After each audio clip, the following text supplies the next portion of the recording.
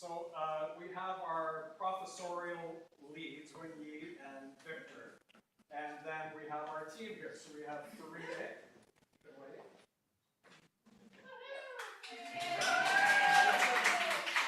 We have Farut. And Rami. And Stephen. And Cindy Dave. Oh, and Brie. So you're at the high school. So we wanted to welcome you, just kind of give you some norms of participation and welcome that we like to give every year. So Emmanuel is a community rooted in diversity of faith, culture, tradition, and experience. Each week, those who gather in this chapel include individuals whose religious backgrounds are represented in the service, as well as those from other traditions or none at all. Wherever you find yourself on the spiritual path today, please know you are welcome. We invite you to feel free to participate or refrain from participating, wherever you feel most comfortable. Whether that means joining in prayers, singing, or simply listening in quiet reflection, your presence matters. If at any point during the gathering you need to step out, please feel free to do so. You are just as welcome to return whenever you are ready. Chapel gatherings at Emmanuel are also places of learning, spiritual leadership formation. As such, there will be a necessity for some experimentation and risk-taking. We invite an attitude of generosity on the part of all. Thank you. Next team.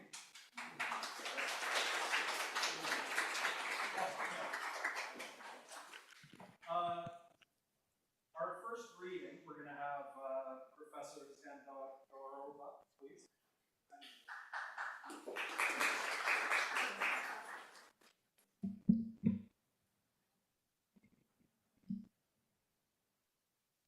Good afternoon, everyone. I'm going to read from the first chapter of the Quran. نحمده ونصلي على رسوله الكريم أما بعد أعوذ بالله من الشيطان الرجيم بسم الله الرحمن الرحيم. In the name of God, the Lord of mercy, the giver of mercy. Praise belongs to God, Lord of the worlds, the Lord of mercy, the giver of mercy. Master of the day of judgment, it is you we worship, it is you we ask for help. Guide us to the straight path, the path of those you have blessed, those who incur no anger and who have not gone astray. The clinging form, Surah 96, the first revealed verse in the Quran. Read, in the name of your Lord, who created. God created human from a clinging form. Read, your Lord is the most bountiful one, who taught by means of the pen, who taught human what human did not know. Sadaqallahul Azim.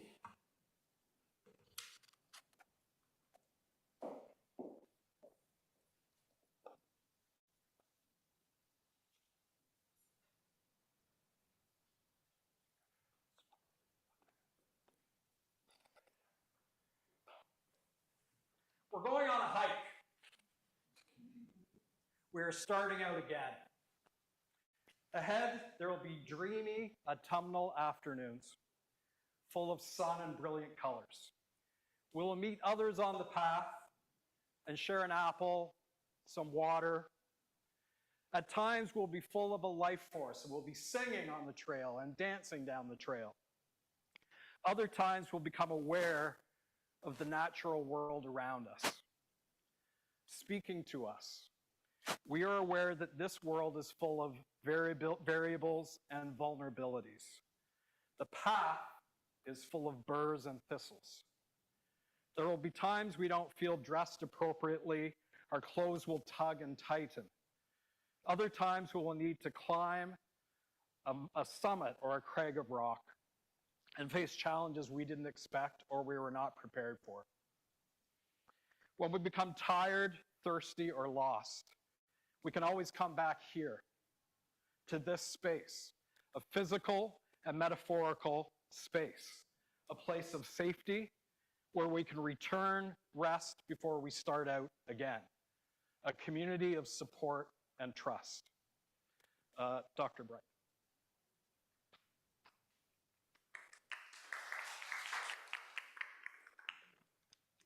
So this devotional Buddhist prayer focuses on Manjushri, who is the bodhisattva of wisdom in the Mahayana and Vajrayana traditions of Buddhism. It is customary to invoke Manjushri at the beginning of the school year or whenever you are engaging with your learning or intellectual self. Until enlightenment, I take refuge in the Guru, Buddha, Dharma, and Sangha. To achieve perfect awakening for others, I shall recite this profound tantra. Noble and exalted Manjushri appears instantly in the sky before me. Seated upon a lotus and moon, they shine as brilliant as a mountain of gold rising above the clouds of dawn. They have one face and 4 arms. Their first pair of hands holds a sword of wisdom and a book, while the other pair holds the bow of method and the arrow of wisdom. Oh wonder, all the Buddhas, Bodhisattvas, all such guises in existence are none other than you, O Manjushri. Therefore, the names and kayas that you display in accordance with the infinite array of knowables, as well as your qualities, cannot be contained within the vastness of the sky. They fill my mind with the greatest unassailable devotion. So, with a voice that resounds with the gentle beauty of a tambura, I sing the adamantine names of the embodiment of pure wisdom. When the liturgy of your adamantine names is set to melody, the qualities of your knowledge, love, and power are invoked, causing compassion's brilliance to illuminate the threefold world in its entirety. This recitation banishes the darkness of the 2 obscurations and eliminates the negativities and downfalls that I and other sentient beings have amassed throughout beginningless time. It causes the lotus blossom of supreme intelligence to bloom, awakening the 2 knowledges of ultimate reality and all phenomenon in their multiplicity. Homage to you, Manjushri, from this moment onward until my awakening. Please hold me in your care with joy. Bless me so that in the short term, the wisdoms of study, contemplation, and meditation may blossom fully. Ultimately, may I achieve the indestructible wisdom kaya that understands all forms of knowledge and knowable things, to lead all beings to the supreme state of the ever-youthful Manjushri. By the power of whatever merit I have created through this practice, may all beings attain the wisdom of the Sugatas. Om Mara Patsana di di di di di di di di di. Om Mara Patsana di di di di di di di di di di di. Om Mara Patsana di di di di di di di di.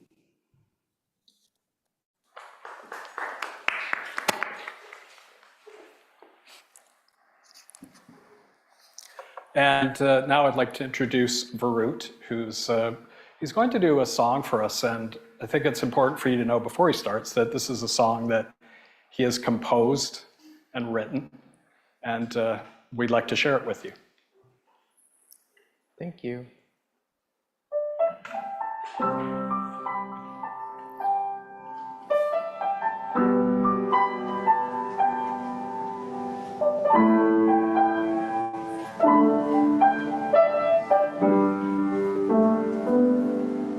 There are still moments, there is still time, and on this journey there'll be twists and turns you'll find. Keep hanging on tight, 'cause there will be storms. Hope in the lonely nights my song might keep you warm. Let this be a lamp to guide your way. There is light in even darkest place. Just call on me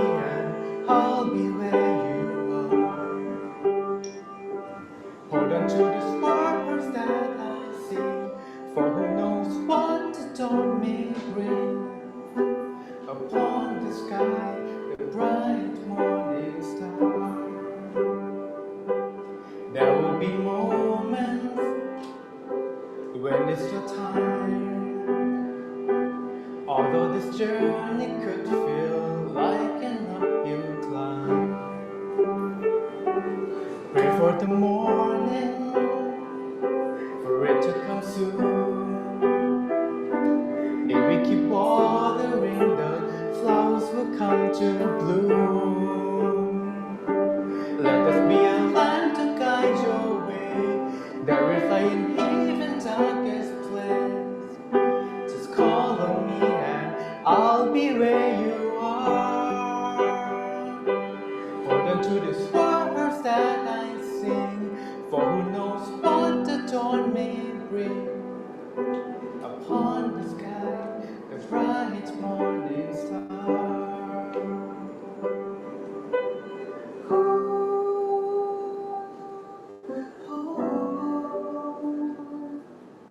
And you might shine like the morning star.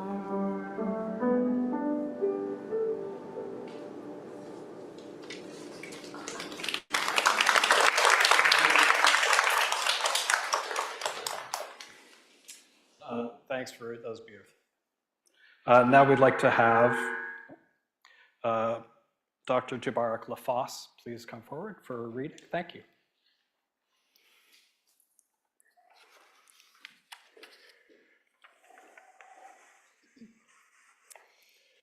This is a reading from Lamentations chapter 3, verses 19 to 26. Lamentations is from a set of texts that I call the Hebrew Bible because it is shared between the Christian tradition and the Jewish tradition. So recognizing the shared nature of that text, I am reading, however, from a Christian translation. I remember my woes and wanderings, the wormwood and the gall. Those memories are so clear to me, and they fill me with despair. Yet it is because I remember all this that I have hope. The Lord's favor is not exhausted, nor has God's compassion failed. They rise up anew each morning. So great is God's faithfulness. The Lord is all I have, I cry, so I will wait in patience. The Most High is good to those who hope in God, to all who seek God's presence. It is good to wait patiently for the Lord to set us free.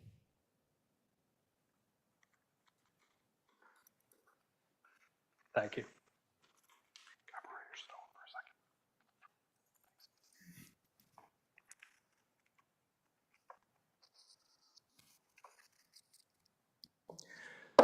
Seeking golden glory, leaving weathered broken bones, and a long forgotten lonely cairn of stone. In 1847, the Franklin expedition found themselves stuck in the ice for the second year in a row in a world and climate that they did not understand. They were frozen, they were desolate. But they came upon a cairn built by the Murray expedition 10 years earlier. Imagine the solace and comfort the cairn brought to them in their despair. It would have given them hope, feeling a sense of home far away. They left a message in the cairn and started out again. For thousands of years, hikers and travelers have used cairns of stone, to mark an important place on a journey. The cairn could be a marker that there are difficult pathways ahead and to keep your head up. But they're also there to mark a place in time where people came before you. Seemingly haphazard towers of stone, a work of art but not artistic. What if we made our own cairn of community, a place of safety, a marker to come back to?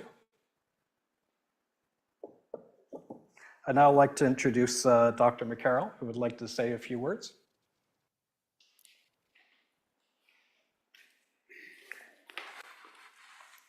Well, I've been asked to do this meditation on starting again, the theme of the day that you're picking up.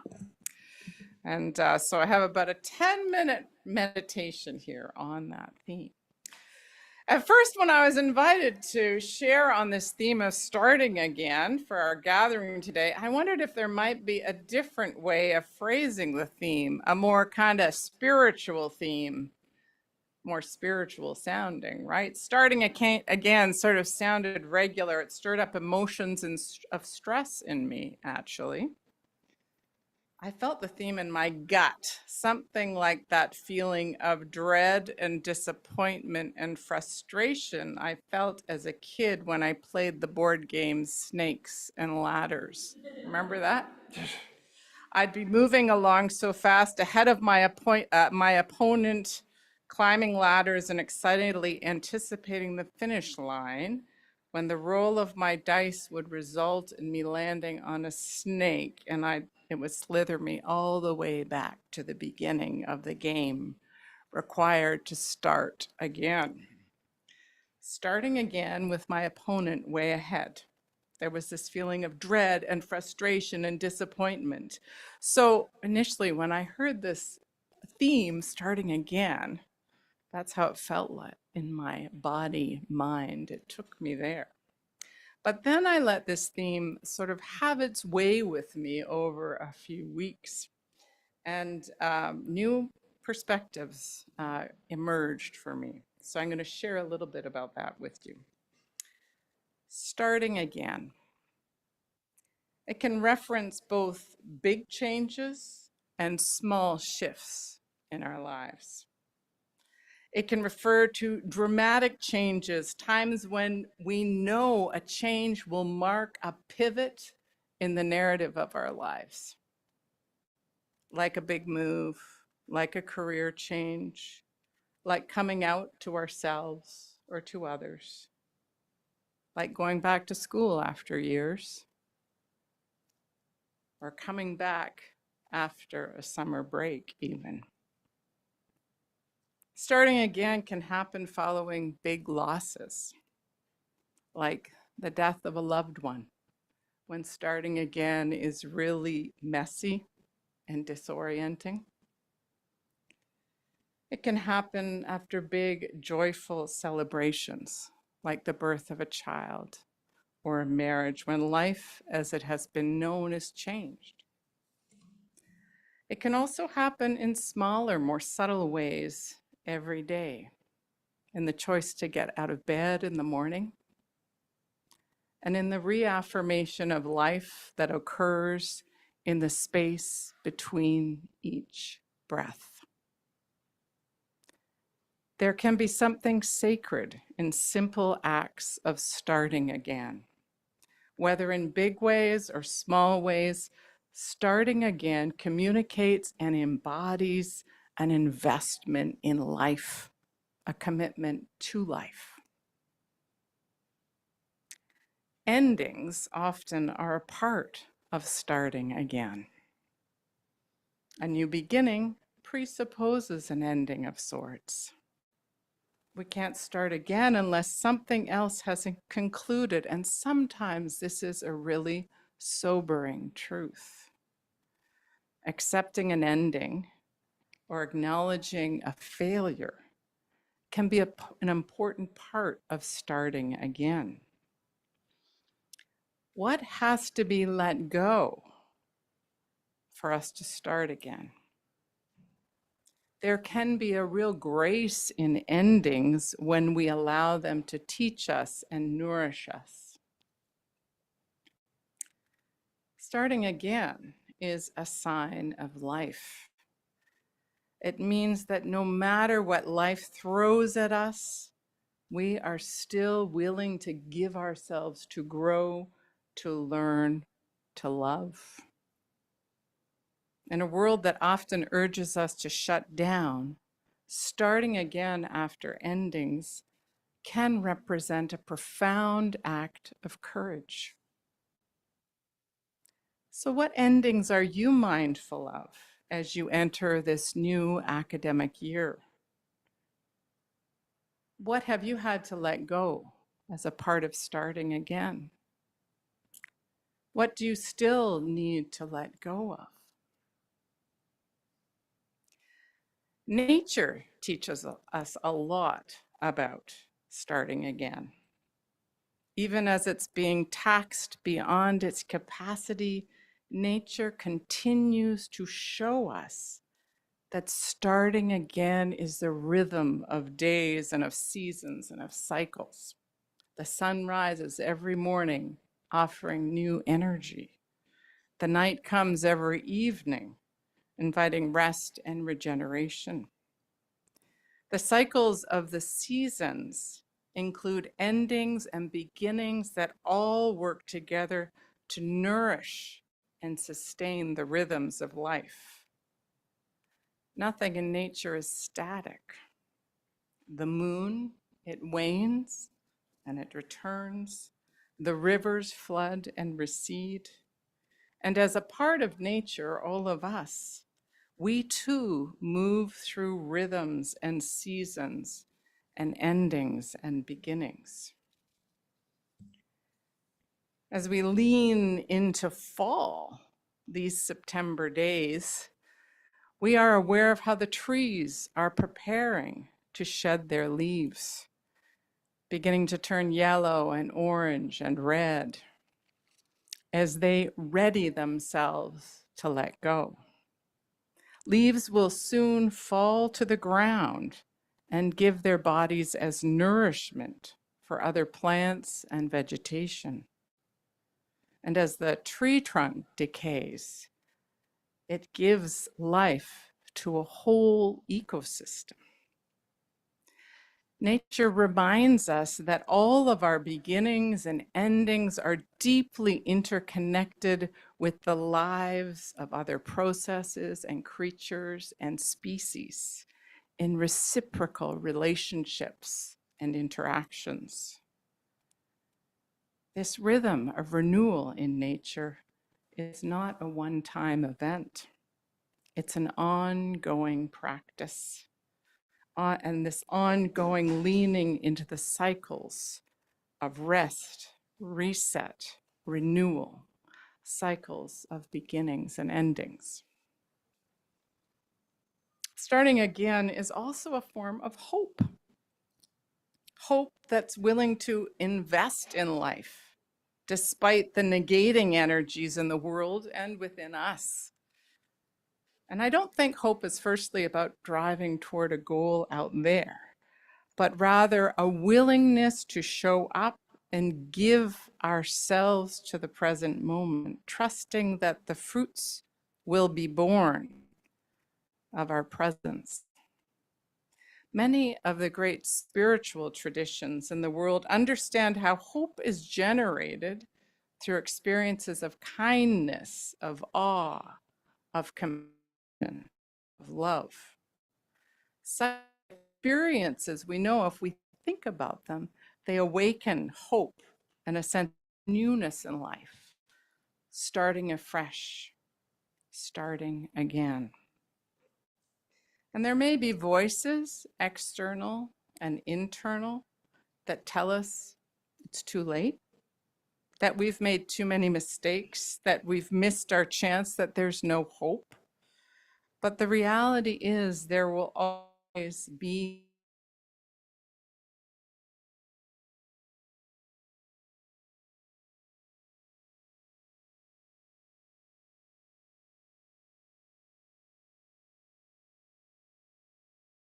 a certain amount of intentionality.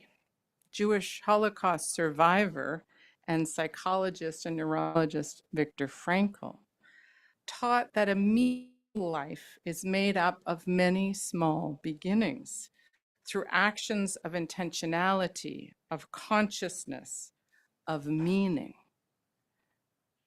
Each moment offers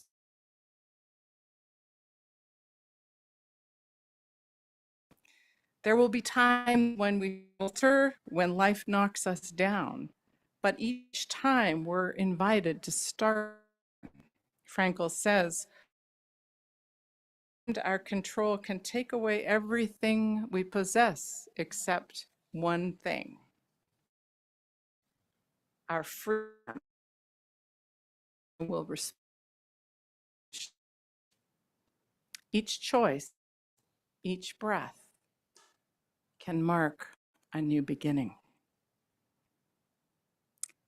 Many sacred traditions include all sorts of variations on this theme of starting again. Sacred texts do so through motifs, teachings, and imagery of rebirth, of new life, of awakening, of illumination. Today we read texts that included rich imagery inviting our perception to be turned toward the sacred, in which we find refuge, for whom we wait and hope, or the majesty and beauty who inspire and uplifts us.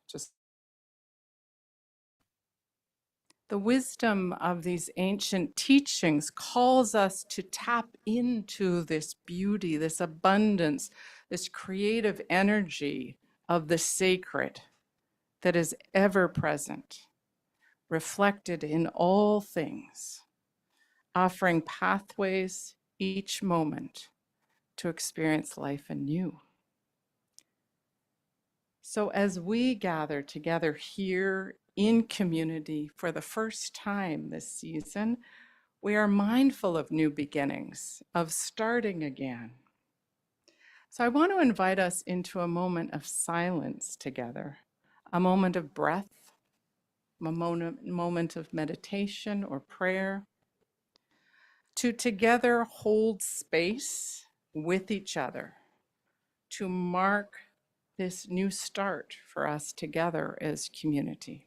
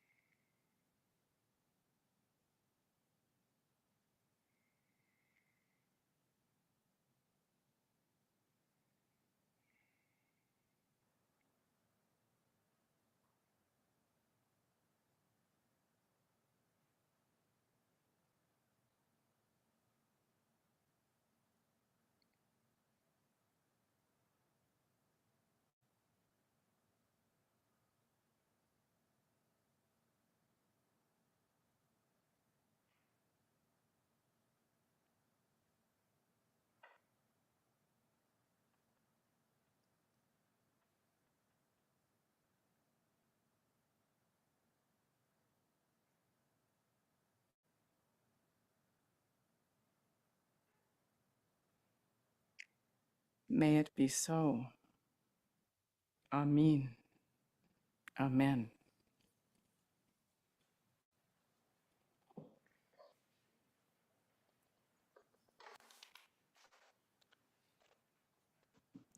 Thank you, Dr. McCarroll. As I was sitting listening, I really loved the way you brought in the compassion for the person who has struggled or is struggling. For years, I worked with students with self-regulation challenges, and it was things I noticed were that they were incredibly hard on themselves. And, you know, inevitably, people make mistakes. And it was that difficulty for them of starting again, letting go of what just happened and saying, I'm okay, I need a break, and I'm going to go back again. So I love that message of at any time we can start again. Now, our next piece is not a performance. It is a sing-along. So we hope you're ready.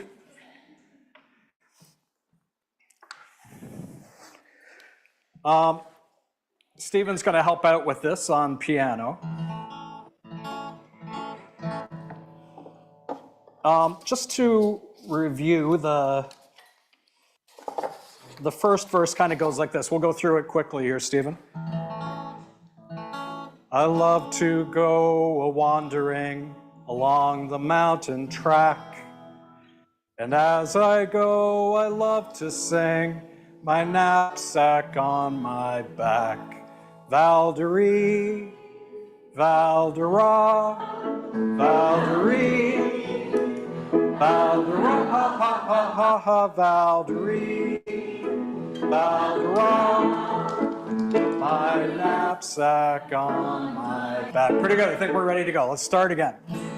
I love to go a-wandering along the mountain track. As I go, I love to sing, my knapsack on my back.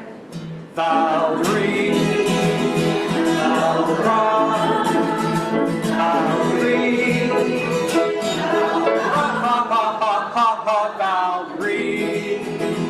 Valerie, my knapsack on my back. That was pretty good. I think we can do better. We're looking for that campfire, crazy school assembly kind of feeling, and I think we can get there. I love to wander by the stream that dances in the sun. So joyously it calls to me, come join my happy song. Here we go. Valerie, Valdera, Valerie,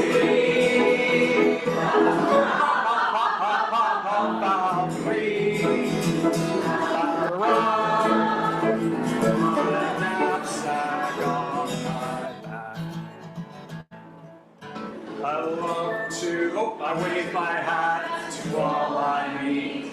They wave back to me. The blackbirds call so loud and sweet from every greenwood tree. Valerie, Valdera, Valerie,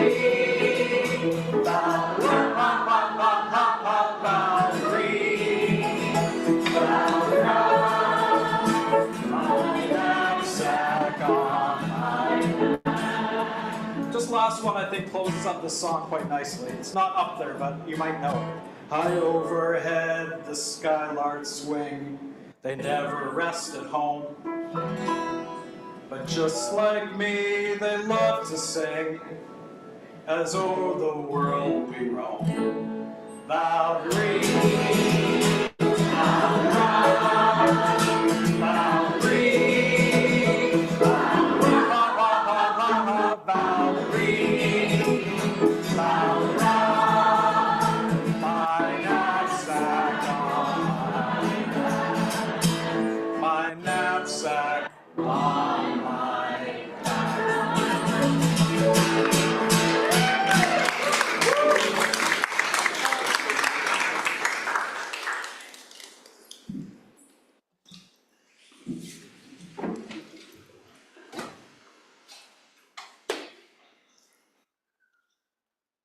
hopefully each person has a stone. We're going to build our own cairn. So in a few minutes I'm going to ask you to come up. We'll start building a cairn up at the front here on this tray. Now, some people do leave messages inside the cairn. Sometimes cairns have a book where you can sign in that you were there. But the cairn is meant to be a safety place, but it's also meant to be a place of inspiration. We are passing around markers. If there's something you want to write on your stone before you place it on the cairn, feel free to do so. But what we'll do is, we'll just have each person come up. You can set your intentionality, and we can go. And I think I said before, cairns aren't necessarily a work of art. It doesn't have to look beautiful or anything like that. The idea is to build it together. Also, we need to have a bit of a base, and then we can move out. So it doesn't have to be this spiral work of beauty that goes up. It can be haphazard, because that's the way they're built. All right, so we'll set this up here, and then I encourage people to come up and place their rock on the cairn.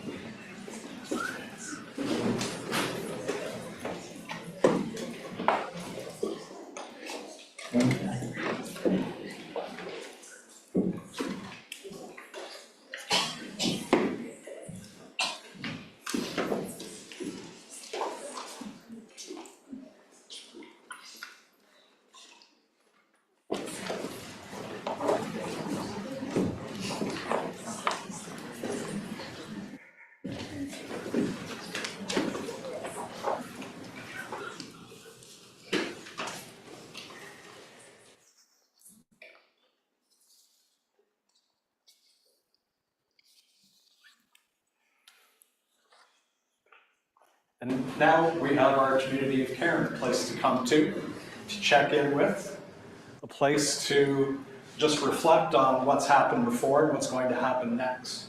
So thank you for participating in that. We appreciate it. And we appreciate everybody for coming today to our first gathering. There was great reflection. It was great to hear scripture from different places and different thoughts that kind of have the same sort of message. And so I want to thank all our speakers. Dr.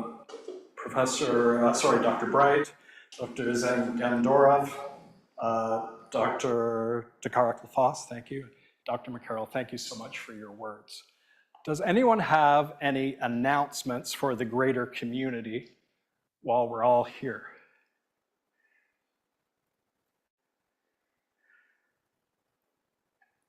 Okay, I think we're good. I think we're going to have Zubdaye come up and just talk about our next gathering.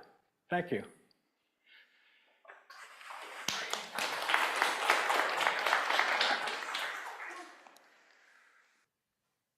Hi everyone, my name is Zubeyde Koçyiğit.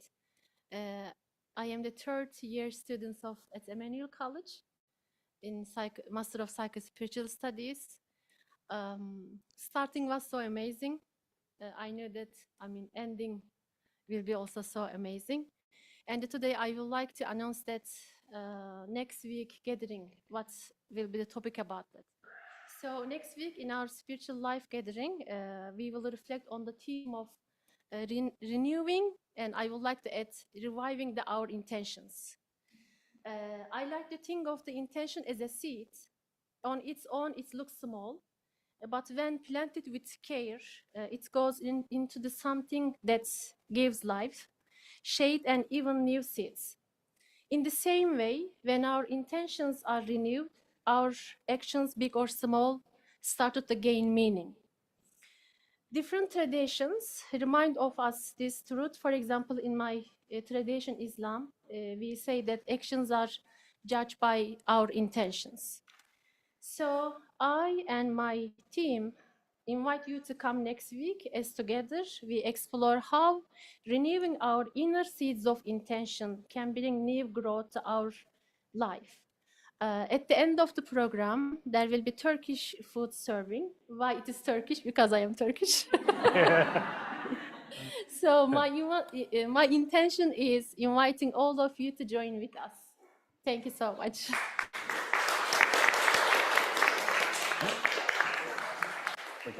So thank you everybody for coming and participating and supporting our first gathering. Thank you.